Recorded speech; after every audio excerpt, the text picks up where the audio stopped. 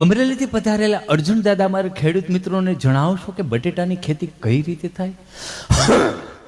હવે રહી વાત બટેટાની તો મારા 75 વર્ષ છે, પણ હું 75 વર્ષની અંદર મને એક મારા બાપુજી મારા દાદા થકી મને કોઈએ કીધું નથી કે આપણે અમરેલીમાં બટેટું વવાય છે.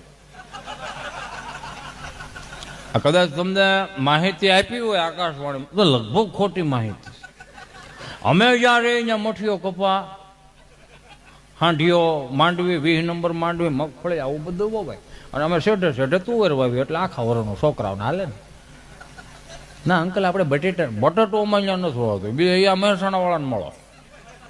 તો મહેસાણાથી પધારેલા મંજી દાદા મારા ખેડૂત મિત્રોને જણાવશો કે બટેટાની ખેતી કઈ રીતે?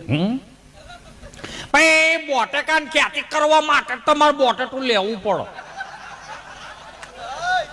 બટેટા લાવીને જ્યારે